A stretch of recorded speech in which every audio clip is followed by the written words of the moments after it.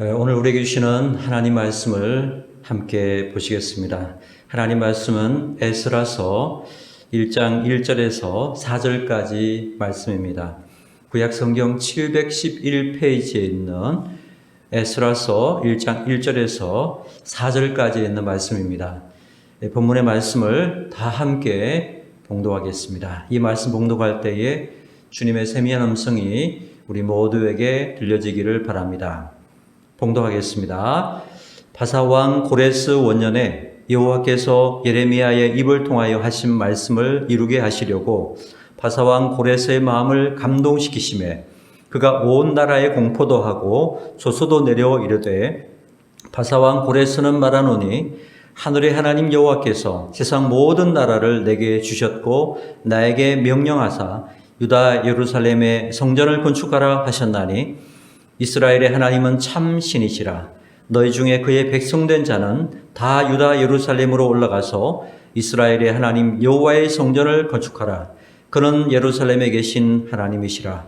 그 남아있는 백성이 어느 곳에 머물러 살든지 그곳 사람들이 마땅히 은과 금과 그 밖의 물건과 짐승들로 도와주고 그 외에도 예루살렘에 세울 하나님의 성전을 위하여 예물을 기쁘게 드릴지니라 하였더라. 아멘. 한번 기도드리겠습니다. 살아계신 하나님, 은혜와 사랑을 감사합니다. 복된 주의를 주시고 하나님 앞에 나와 예배할 수 있도록 은혜 베푸심을 감사합니다. 우리가 함께 모여서 예배하지 못하지만 각자의 처소에서 하나님을 바라보고 이 시간 영상으로 예배합니다. 주님, 우리의 예배를 받아주시고 이 시간 우리에게 필요한 하나님의 거룩한 말씀을 들려주시옵소서. 우리가 그 음성을 듣고 주님의 뜻을 따라 이 어둡곤란한 세상 속에서 하나님의 자녀답게 말씀을 따라 힘차게 나아갈 수 있도록 은혜 베풀어 주시기를 원합니다. 들을 수 있는 귀와 볼 수 있는 눈과 깨닫는 마음을 허락하여 주시옵소서. 종은 십자가에 감추시고 오직 진리의 말씀만을 잘 증언할 수 있게 인도하여 주옵소서. 예수 그리스도 이름으로 간절히 기도합니다. 아멘. 할렐루야. 복된 주일 아침에 우리 흩어져서 가정에서 예배하는 우리 중성교회 모든 믿음의 가족들 여러분들을 주님의 이름으로 환영하고 축복합니다. 이 예배를 통해서 주님께서 우리 모두에게 새 마음과 새 뜻을 주시고 또 새 힘 주시고 새 능력 주셔서 주어진 이 한 주간도 그 은혜로 승리하는 저희 모두가 되기를 주님의 이름으로 축원합니다. 우리 옆에 서로 예배하는 분들 축복하면서 한번 인사합시다. 하나님은 세상을 이처럼 사랑하십니다. 한번 인사하시기 바랍니다.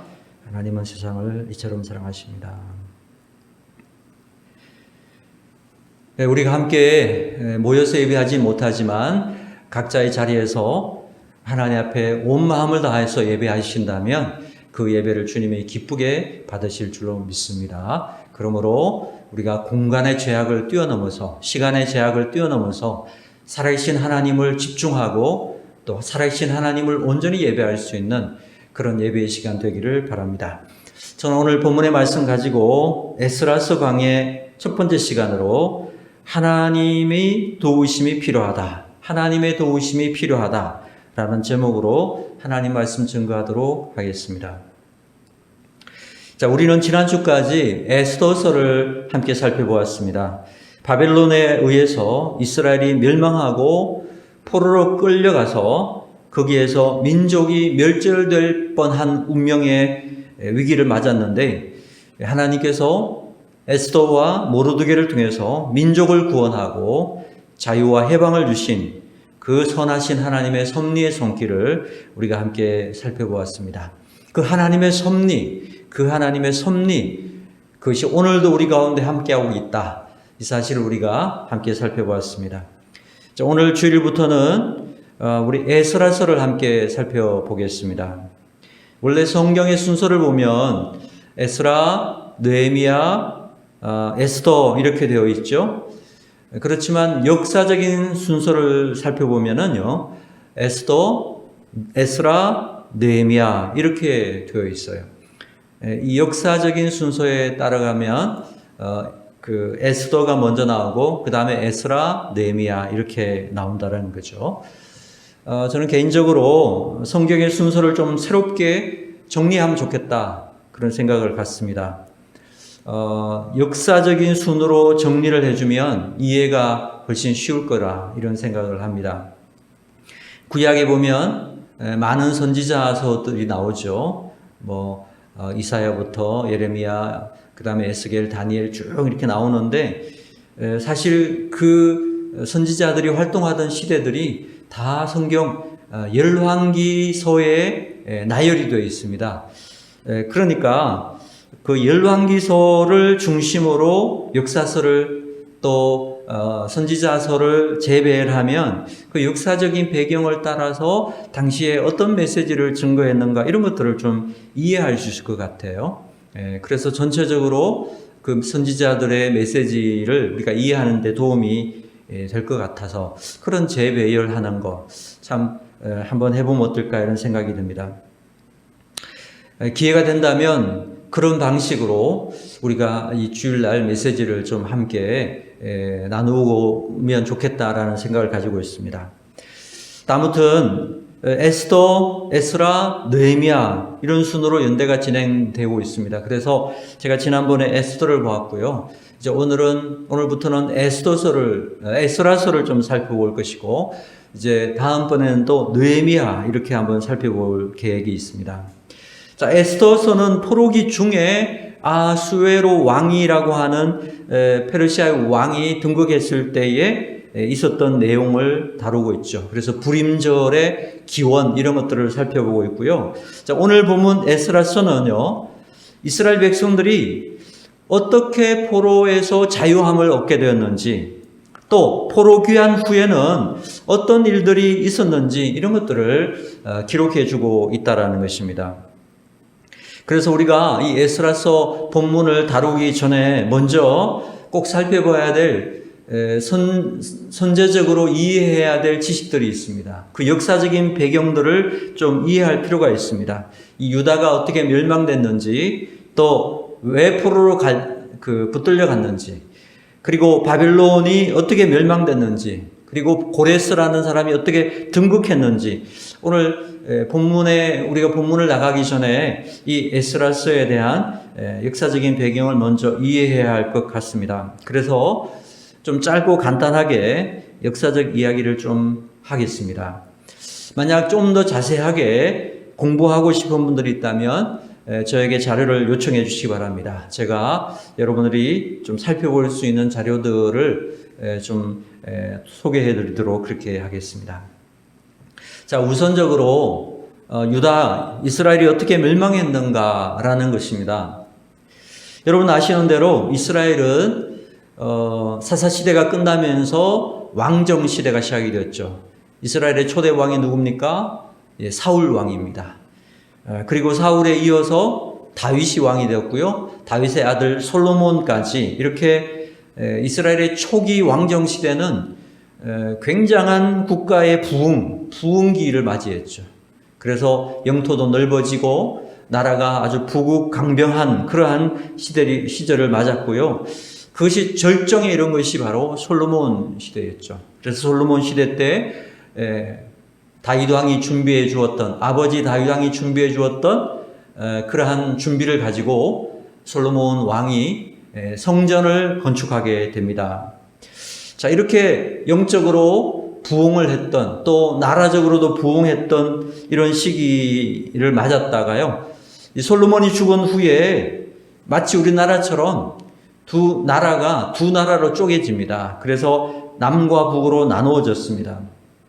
그래서 어떤 분들은 이스라엘의 역사가 마치 한국의 역사와 닮았다 그런 이야기를 하는 이유가 바로 여기에 있습니다.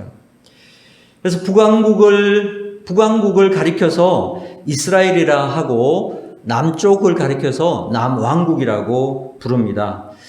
남왕국은요, 이스라엘의 12지파 중에서 유다라는 지파와 그리고 베냐민이라고 하는 두 개의 지파만으로 구성되어서 그래서 유다라는 이름을 쓰게 되었고요. 나머지 10개의 지파들은 다 북왕국 쪽에 수속되어 있었기 때문에 이스라엘이라 이렇게 부르게 되었습니다.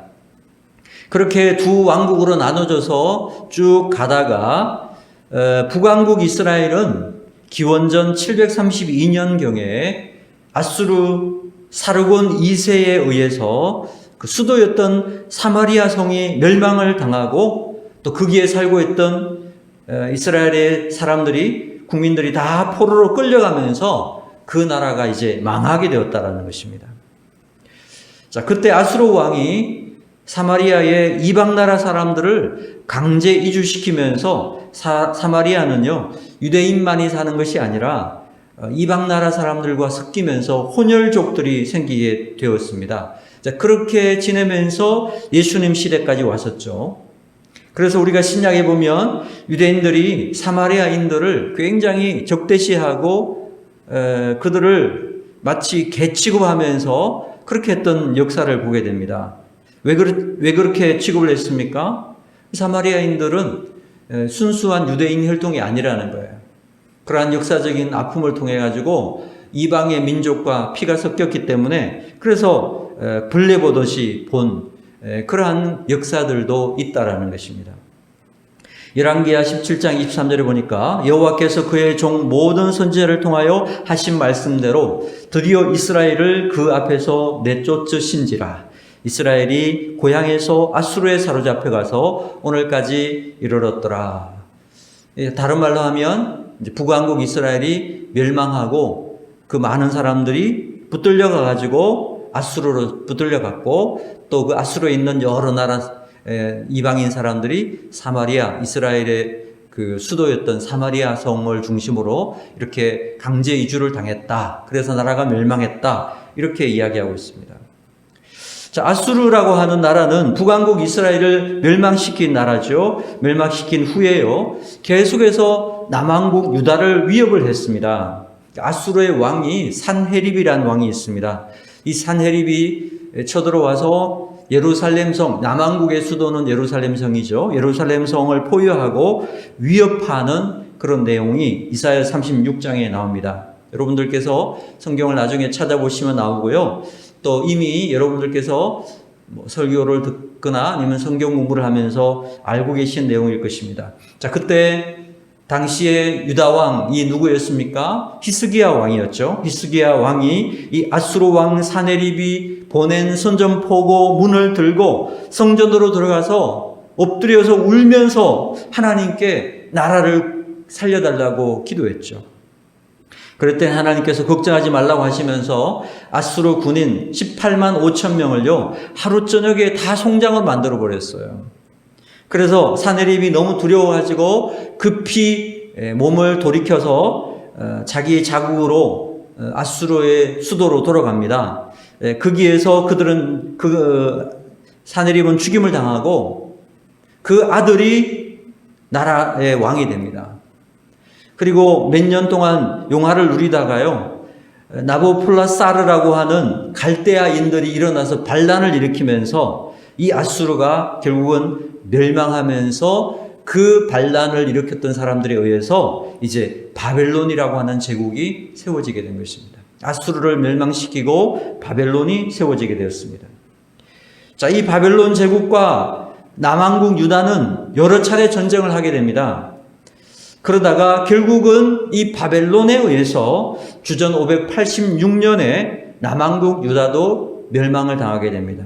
예루살렘 성벽이 무너지고 성문은 불타게 되고 성전의 기둥들이 무너지고 성전에 있는 기물들, 이런 모든 예식에 사용하던 기물들이 다 빼앗기면서 남왕국 유다는 결국 바벨론에 의해서 멸망하게 되었다라는 것입니다.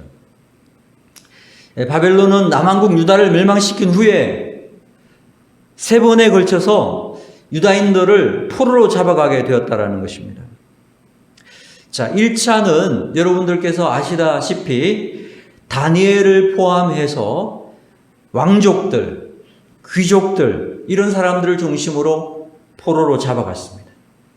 그리고 2차에는요, 에스겔 선지자를 비롯해서 남왕국의 왕, 모친, 아내, 내시, 권력 있는 사람, 이런 사람들, 그리고 백성과 방백들, 용사들, 이렇게 총 만 명을 이렇게 잡아갔습니다.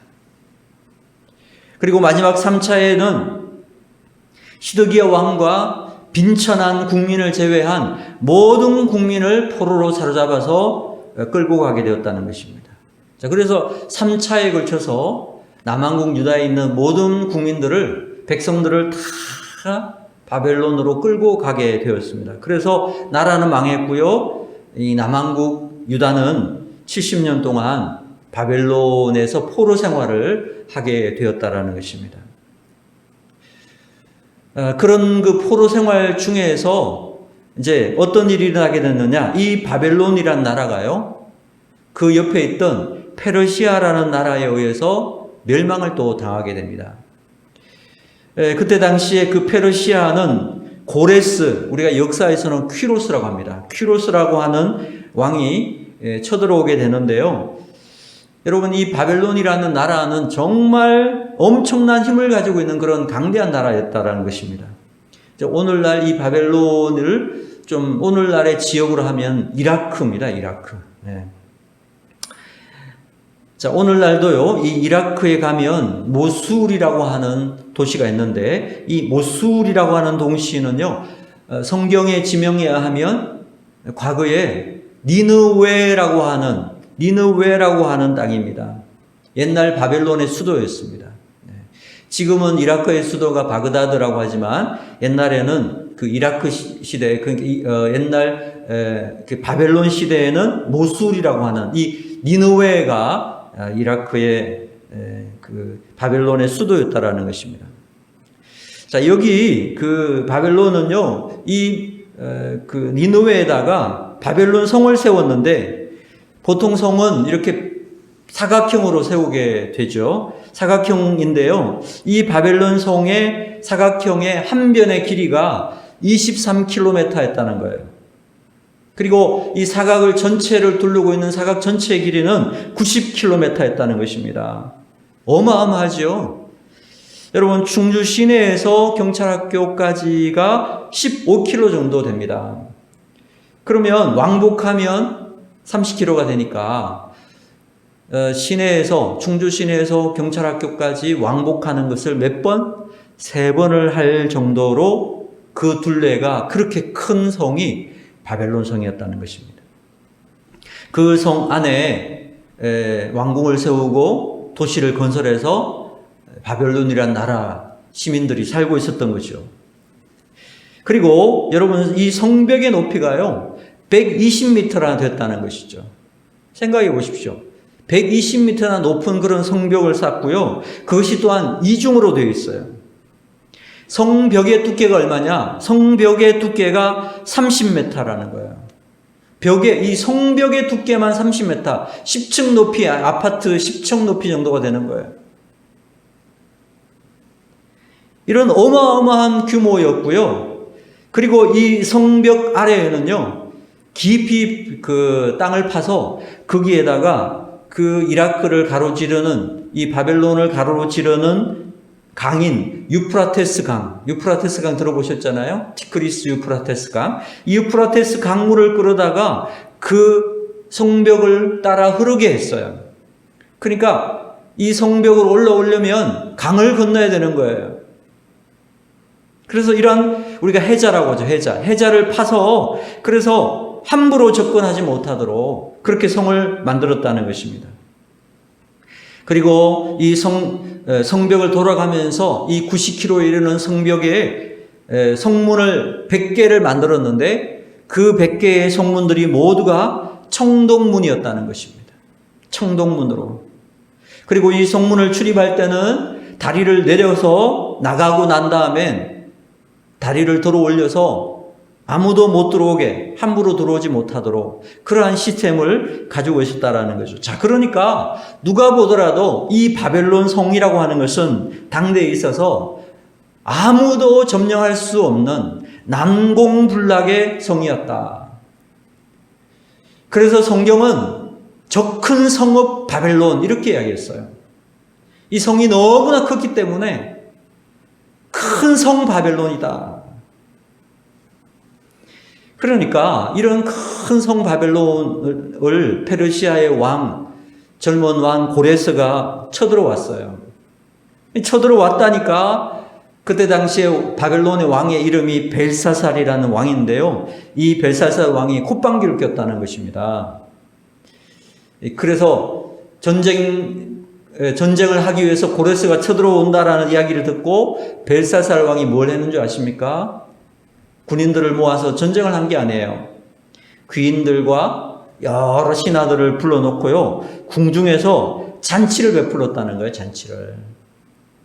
아니 고레스가 누구 집 아인지는 모르겠지만 한번 마음대로 해봐. 너 이거 성을 넘어올 수 있으면 한번 해봐. 그 정도로 이 바벨론 성은 큰 성이고 함락하기 어려운 그런 성이었다라는 것입니다. 자, 그러니까 이 바벨론 성이 함락되었다고 하는 것은 요즘으로 말하면 이런 것 같아요. 미국이 망했다. 이런 소식과 같을 정도로 당시에는 정말 있을 수도 없는, 꿈에도 생각할 수 없는 그러한 일이었다는 것입니다. 그 정도로 바벨론 성의 위용은 정말 위대한 그러한 어떤 위용을 가지고 있었고 함부로 범접할 수 없는 그러한 성이었다는 것입니다. 그러나 여러분, 예나 지금이나 하나님의 말씀은 언제나 진리라고 생각합니다. 여러분, 교만하면 망한다. 이것이 하나님 말씀 아니에요? 교만하면 망한다. 교만하다가 하만이 망했잖아요. 교만하다가 그 하만의 족속인 아말렉 족속이 망했잖아요. 교만하다가 사울이 망했잖아요. 다 교만하면 망했다라는 거죠. 바벨론 성이 그렇게 엄청난 성이고 위대한 성이고 난공불락의 그러한 성이었음에도 불구하고요. 교만하니까요. 이 성을 하나님께서 고레스에게 붙이니까 그냥 우르르 무너져 내리고 말았다는 거예요. 어떻게 무너졌는가? 이 엄청난 성이 어떻게 무너진 줄 아십니까? 궁금하시죠? 자, 고레스 왕이 바벨론을 공격하려고 이제 군사를 일으켜서 쳐들어오는데요. 오는 도중에 유프라테스 강을 건너가게 됐어요. 유프라테스 강을 건너다가 그만 자기가 그렇게 아끼던 백마 한 마리가 물에 빠져 죽고 말았다는 거예요. 익사했다라는 거예요. 여러분, 보통 마차를 말이 4마리가 끌잖아요. 그래서 백마 4마리가 이 왕의 마차를 끄는데 그만 빠져 죽어버려서 3마리만 남았으니까 얼마나 서운하고 속이 상하고 고레스가 너무 화가 나는 거예요. 여러분, 우리가 만약에 이빨 하나 빠지면 어때요? 이빨 하나 빠져도 그냥 뭔가 허전하고 세상 다 빠진 것 같고 그런 느낌이 드는데요. 왕이 너무 서운하고 속이 상하고 화가 나가지고 속으로 다짐을 했다는 거예요. 내가 이 빌어먹을 유프라테스 강을 여자들이 무릎을 적시지 않고도 건널 수 있도록 만들어버리겠다. 여러분, 유프라테스 강은 엄청난 강이에요. 세계에 강이 있는데 그 강들 중에도 유프라테스 강은 유명한 강이거든요. 수심이 깊고 유속이 빠르고 이런 강인데 여자들이 무릎을 적시지 않고도 건널 수 있는 그런 강으로 만들어버리겠다. 맹세를 했다라는 거예요. 그리고는 군사를 시켜가지고요. 강 좌우편에, 강 양쪽에서 한쪽에 180갈래로 강의 지류를 만들었다는 거예요. 강을 파서. 그러니까 한쪽에 180이니까 양쪽에는 360이죠. 360갈래로 강을 완전히 찢어버렸다는 거예요. 그렇게 갈라버리니까 정말 여자들이 무릎 정도에 적실 정도로 수위가 확 낮아지게 됐다는 거예요. 어마무시한 그런 왕이죠. 그리고 바벨론 성으로 그 강을 그렇게 다 그냥 갈기갈기 찢어 놓은 다음에 바벨론 성으로 달려갔더니 세상에 이 바벨론 성을 둘러싸고 있던 강물이 수위가 낮아지면서 쭉 빠지고 나니까요. 성 안으로 이 유프라테스 강물이 들어가던 수문이 노출이 된 겁니다. 수문이. 그러니까 그 수문을 타고 군사들이 들어가 가지고 순식간에 바벨론 성이 함락되고 말았다는 거예요. 교만하면 이렇게 그냥 망하는 거예요. 교만하면. 그렇죠? 교만하면 그냥 망하는 거라고.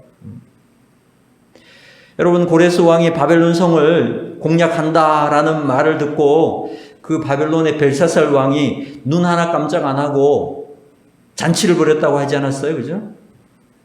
지금 밖에 뭐 적군이 와 있다고 하니까 기분은 별로고 신도 안 나니까 벨사살 왕이 어떤 짓을 한 줄 아세요? 봐라, 저기 가서 예루살렘의 여호와의 신전에서 사용하던 그 금장 가져와봐. 뭐 이러면서 이제 거기다가 술을 부어라 마셔라 그러면서 아주 못된 짓을 이런 짓을 했어요.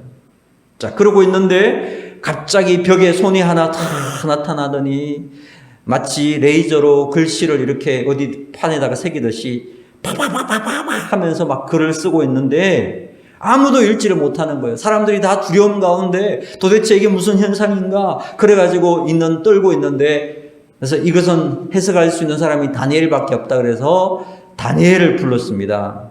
그랬더니 다니엘이 그 뜻을 읽고 해석하게 됩니다. 여러분들께서 다니엘서 5장 24절부터 찾아보시면 나오는 내용입니다. 그 글씨는 어떻게 쓰여지는가? 손이 하나 나타나서 글을 쓰는데 그 글씨는 메네 데겔 우바르신 이렇게 써져 있었다는 거예요. 메네 데겔 우바르신. 그러면서 다니엘이 해석을 해줍니다. 이것을 해석하면 어떤 뜻이냐면 메네라는 말은 하나님이 이미 왕의 나라를 시대를 세워서 그 끝을 끝나게 하셨다. 바벨론이 이제 끝났다라는 거예요. 그리고 데겔이란 말은 왕을 저울에 달아보니까 부족함이 보였다. 당신은 저울을 달아봤는데 함량미달 이런 뜻이에요. 그리고 베레스란 말은 왕의 나라가 나뉘어서 메대와 바사 사람에게 준바되었다 이런 뜻이라는 거예요. 그렇게 해석을 하는 그 순간에 고레스의 페르시아 군대가 확 들이닥치면서 이제 바벨론은 멸망을 하게 됩니다. 그래서 그날 저녁에 이 벨사살 왕은 죽임을 당하게 되고 거기에 있는 신하들도 다 죽임을 당하게 되면서 나라가 이제 페르시아에서 점령당하면서 바벨론은 멸망하게 되었다는 것입니다. 오늘 본문 1장 1절을 보시면 바사왕 고레스 5년에 이렇게 했죠. 바사, 이것은 페르시아를 말합니다. 페르시아인데 이제 우리 번역에는 바사 이렇게 번역했어요. 고레스의 마음을 이 고레스 원년에 여호와께서 예레미야 입을 통하여 하신 말씀을 이루게 하시려고 바사왕 고레스의 마음을 감동시키심에, 이 고레스는 퀴로스라고 불렀죠. 퀴로스라는 페르시아의 초대 왕입니다. 페르시아를 건설한 초대 왕인데 이 고레스가 바벨론을 무너뜨렸어요. 바벨론 그 큰 성읍 바벨론을 무너뜨리니까 이 바벨론의 포로로 잡혀갔던 유다인들은 어떻게 돼요? 이제는 페르시아 제국의 포로가 되는 거죠. 페르시아 제국의 포로가 되었다라는 것입니다. 원래 고레스 왕은 하나님을 믿는 사람이 아니었던 것으로 보입니다. 그럼에도 불구하고 온 나라에 공포하고 조서를 내려서 유다인들에게 자유와 해방을 선포하는 조서, 이걸 선포했다라는 것입니다. 자, 이 조서 내용이 바로 역대하 36장 23절에 나오는데 이것을 가리켜서 뭐라고 하느냐? 고레서 칙령이라고 합니다. 고레스 칙령. 고레스 칙령. 많은 사람들이, 성경을 믿지 않는 사람들이 이런 고레스 칙령도 가짜라고 자꾸 우겼어요. 그냥 성경이 기록되어 있으니까 이것은 그냥 원래 없던 내용인데 사람들이 만들었다 이렇게 자꾸 우겼는데, 하나님께서 하나하나 이 고고학이 발달될수록요 성경에 있는 것들이 다 사실로 드러나고 있어요. 1879년에 이 고레스 칙령이라고 하는, 고레스 칙령이 써져 있는 고레스 실린더라고 하는 이름으로 하나의 유적이 발견됐습니다. 지금은 대형 박물관에 전시되어 있는데요. 고레스 실린더, 이게 나와요.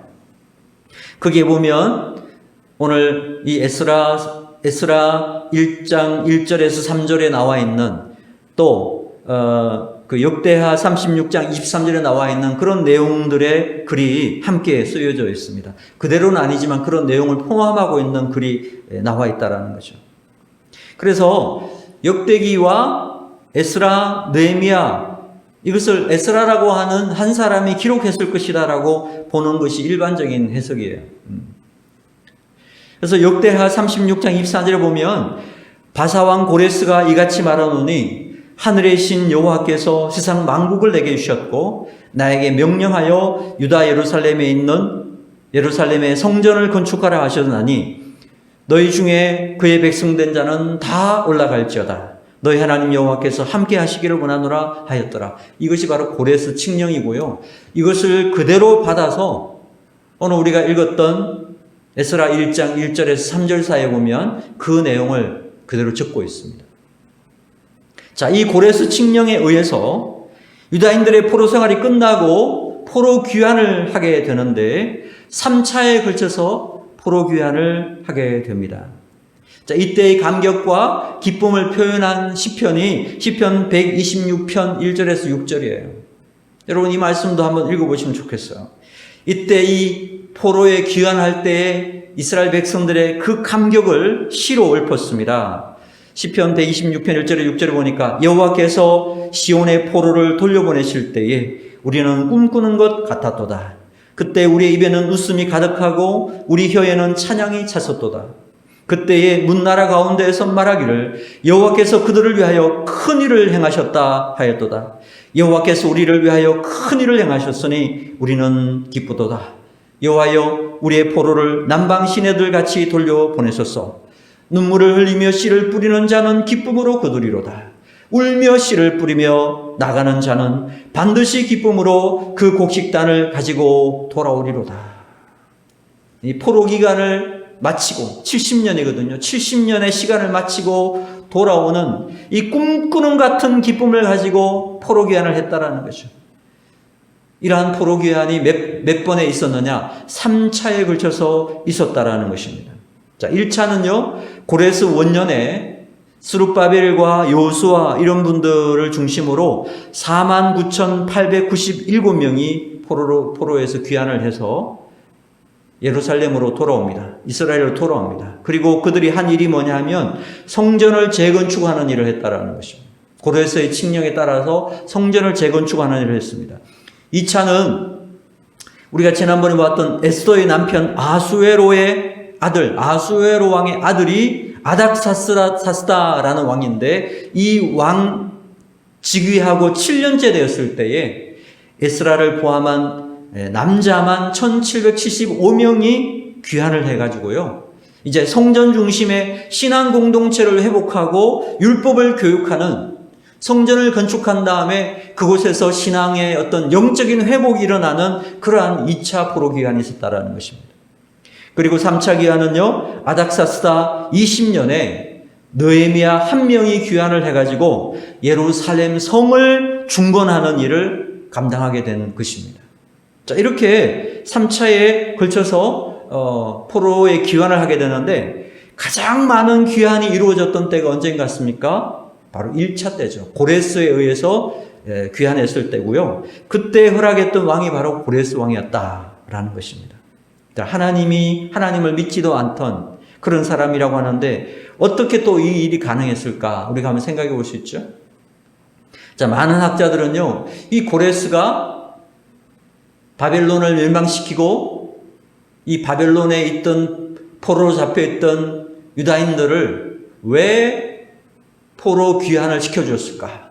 이렇게 수많은 사람들은 어떻게 보면 자기들이 종으로 삼으면 엄청난 자원으로 사용할 수 있는데 이런 것들을 다 포기하고 포로의 귀환을 시켜준 이유가 뭘까? 많은 학자들이요, 그 역할을 했던 사람을 가리켜서 다니엘이라고 이야기를 해요. 다니엘의 어떤 역할이 컸을 것이다. 고레스가 바벨론을 함락할 때, 바벨론 성을 함락할 때 아직 젊은이였잖아요. 바벨론 왕국으로 들어갔다는 거죠. 그날 수문으로 타고 들어가서 이제 바벨론 성으로 들어갔는데 들어갔더니 바벨론 성이 멸망할 거라고 해서 꿈에도 생각하지 않았던 그 바벨론의 왕, 벨사살 왕과 신하들이 뭐 얼마나 놀랐겠어요. 그리고는 전부 무릎을 꿇고 두려움 속에 떨면서 살려달라고 소리치고 있는데요. 그런데 그 중에 한 사람, 아주 특이한 사람이 있었다는 거죠. 백발이 성성한 한 노인이 전혀 두려움도 없이 차분하게 왕을 맞으면서 이렇게 이야기하는 겁니다. 대왕 고레스요, 나는 대왕께서 올 줄을 미리 알고 있었습니다. 그러면서 영접을 하더라는 거예요. 그러니까 고레스가 무슨 이런 미친 영감이 있어? 이런 생각을 했는데, 그렇지만 이야기하니까, 그럼 무슨 일이시오? 어떻게 내가 올 걸 아셨다는 거요? 이렇게 이야기하니까 다니엘이요, 그때 당시에 이 바벨론이 멸망할 당시, 고레스가 바벨론 성을 함락할 그 당시보다 300년 전에 예언했던 이사야 선지자가 기록했던 이사야서를 펴서 보여주면서, 대왕폐하, 이걸 보십시오. 천지를 창조하신 상천하지의 하나님께서 이미 300년 전에 대왕이 탄생할 것과 대왕의 이름이 고레스가 될 것이라는 것과 바벨론을 점령할 것을 다 말씀하셨고요. 그래서 지금 그것이 이루어졌습니다. 여기 책을 보십시오. 그러면서 이사야서 45장 1절에서 6절을 말씀을 읽어줬다는 거예요. 제가 여러분들에게 이사야 45장 1절에서 6절 말씀을 읽어드리겠습니다. 이것은 고레스가 바벨론 성을 점령할 때보다 300년 전에 이사야서가 예언했던 그것을 적고 있는 내용이에요. 이사야 45장 1절 6절입니다. 여호와께서 그의 기름 부음 받은 고레스에게 이같이 말씀하시되, 내가 그의 오른손을 붙들고 그 앞에 열국을 항복하게 하며 내가 왕들의 허리를 풀고 그 앞에 문들을 열고 성문들이 닫히지 못하게 하리라. 내가 너보다 앞서가서 험한 것을 평탄하게 하며 논문을 쳐서 부수며, 이 논문은 바벨론의 100개의 청동문을 말하는 것 같습니다. 쇠빗장을 꺾고 내게 흑암 중에 보화와 은밀한 곳에 숨은 재물을 주어 내 이름을 부르는 자가 나 여호와 이스라엘의 하나님인 줄을 내가 알게 하리라. 내가 나의 종 야곱, 내가 택한 자 이스라엘 곧 너를 위하여 내 이름을 불러 너는 나를 알지 못하였을지라도 내게 칭호를 주었노라. 이름을 주었다는 거예요. 고레스란 이름을. 나는 여호와라. 나 외에 다른 이가 없나니 나밖에 신이 없느니라. 너는 나를 알지 못하였을지라도 나는 내 띠를 동일 것이요 해 뜨는 곳에서든지 지는 곳에서든지 나밖에 다른 이가 없는 줄을 알게 하리라. 나는 여호와라. 다른 이가 없느니라. 당시 다니엘은 거의 90세쯤 된 백발이 성성한 그런 노인이었는데, 이 성경을 보여주면서 이야기하니까 고레스가 보기에 거짓말하는 것 같지는 않고, 그래서 그런가? 그러면서 아마 고레스가 그 다니엘의 이야기를 받아들이고 바벨론을 함락한 후에 그 다음 해에 이 고레스 칙령을 통해서 유다인들에게 자유를 주게 되었다. 이렇게 우리가 일반적으로 해석을 하고 있습니다. 자, 이제 그 배경 설명을 다 드렸죠. 고레스 칙령이 선포되고 이제 고레스가 이 유대인들을 포로 귀환을 시켜서 다시 돌려보내는 그러한 칙령이 오늘 바로 1절, 2절, 3절에 기록되어 있는 말씀입니다. 자, 우리가 에스라서를 볼 때 또 한 가지 중요한 관점이 하나가 있습니다. 에스라서는 그냥 이스라엘의 포로 귀환의 역사다 이렇게만 생각하면 그것이 나와 무슨 상관이 있겠습니까? 나와 아무런 상관이 없는 이야기가 되고 만다라는 것입니다.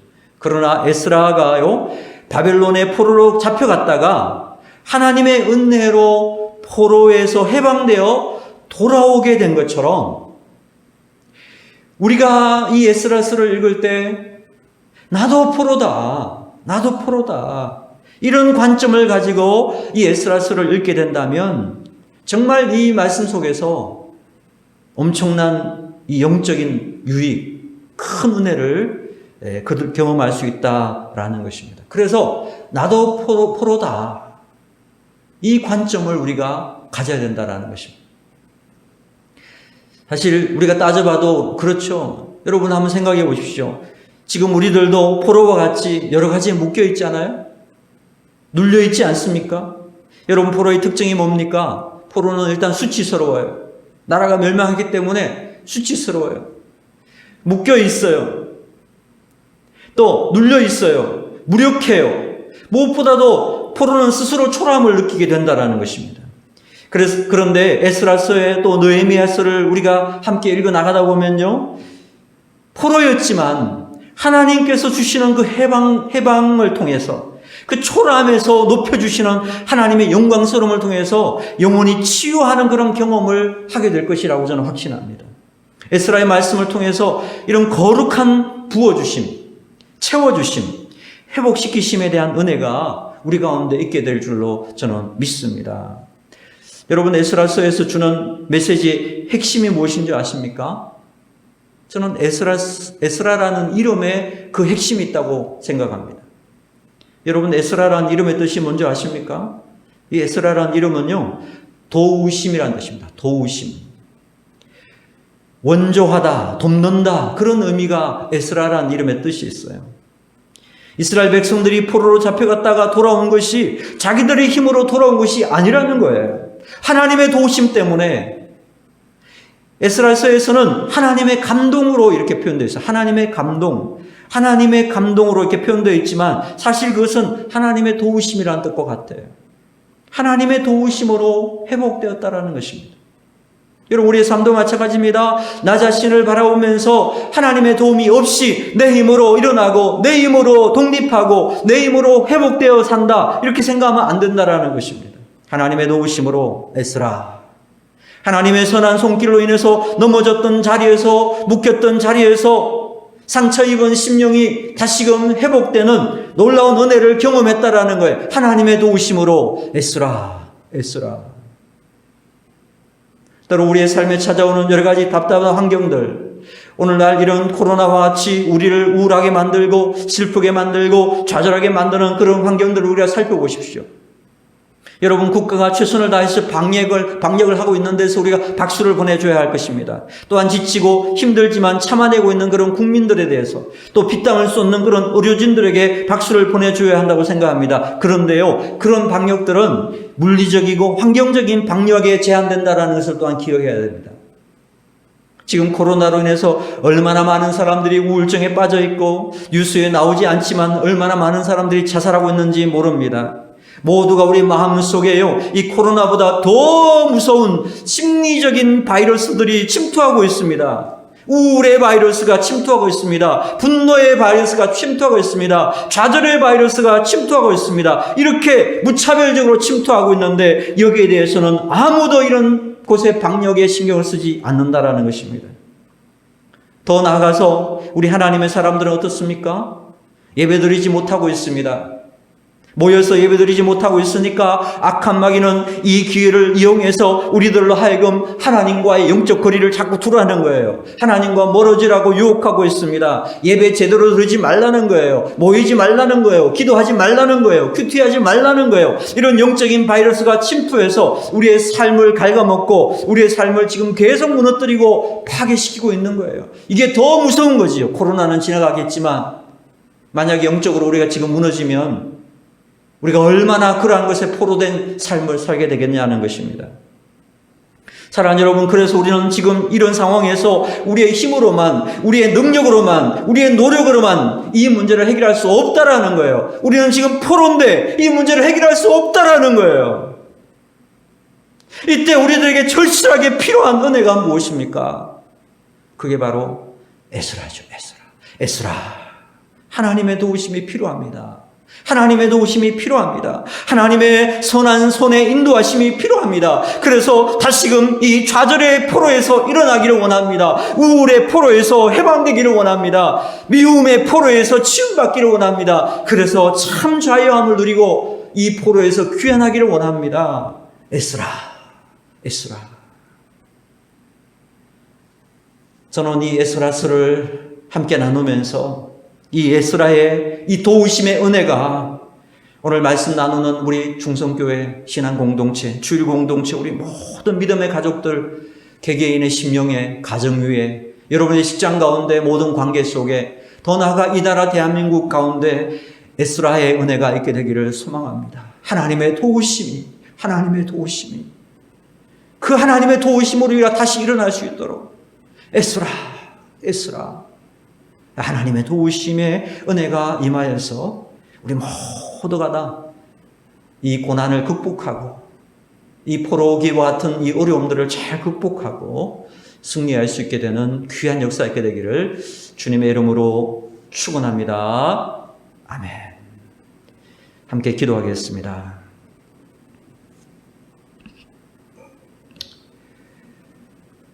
이 시간 우리 함께 주의 말씀 기억하면서 잠시 기도했으면 좋겠습니다. 에스라서를 통해서 하나님께 주실 은혜를 기대하면서 이 포로기와 같은 오늘 우리의 삶 가운데 주님의 도움이 절실히 필요합니다. 내 영혼의 도움이 필요합니다. 우리 자녀들에게 필요합니다. 우리 부부관계에 필요합니다. 우리 가정에 필요합니다. 우리 직장에 필요합니다. 주님, 에스라의 은혜를 부어주시옵소서. 주님의 도움으로 이 포로와 같은 나의 삶을, 나의 이런 모습들을 해방시켜 주시고 풀어 주시옵소서. 우리 주님 앞에 잠시 마음을 같이 해서 함께 기도하기를 원합니다. 같이 기도하겠습니다. 살아계신 하나님, 은혜와 사랑 감사합니다. 주님께서 오늘도 귀한 은혜 주셔서 우리가 에스라서를 함께 나누며 묵상할 수 있게 인도하시니 감사합니다. 주님, 이 모든 것들이 하나님의 도우심으로 이러한 놀라운 역사들이 이루어졌던 것을 기억하면서 하나님, 우리 시대 가운데, 우리 가정에, 우리 관계 속에, 우리 직장 속에, 우리 행하는 모든 일에 주님의 도우심이 필요합니다. 주님, 우리는 정말 포로입니다. 죄의 포로요, 악의 포로요, 미움의 포로요, 절망의 포로요, 우울의 포로요, 두려움과 불안의 포로입니다. 주님, 이러한 것들이 우리를 넘어뜨리고 하고 악한 마귀의 죄의 유혹들이 우리를 넘어뜨리고 올 때마다 주님, 우리가 주님의 도우심으로 능히 이기고 승리할 수 있도록 인도하여 주시옵소서. 살아계신 하나님, 오늘 귀한 말씀 통해서 우리에게 위로해 주시고 도전해 주시니 감사합니다. 주님의 도우심이 없이 우리는 결코 우리의 힘과 노력과 능력으로 이 문제를 해결할 수 없는 것을 고백합니다. 하나님의 때에 하나님의 방법으로 바벨론에서의 포로 생활을 끝내고 귀환하여 성전을 건축하고 예배를 회복하고 영광스럽게 하나님을 찬양했던 이 놀라운 회복의 역사가 오늘 이제 이 에스라 시대의 역사뿐만 아니라 오늘 우리 가정에, 우리의 직장 생활 속에, 우리의 지금 현실에 이 코로나19로 잠겨있는 우리 조국 대한민국에도 임하게 하여 주시옵소서. 하나님의 도우심으로 에스라, 주님 이 은혜가 우리 모든 심령 가운데 임하게 하여 주시옵소서. 예수 그리스도의 이름으로 간절히 기도하옵나이다. 아멘.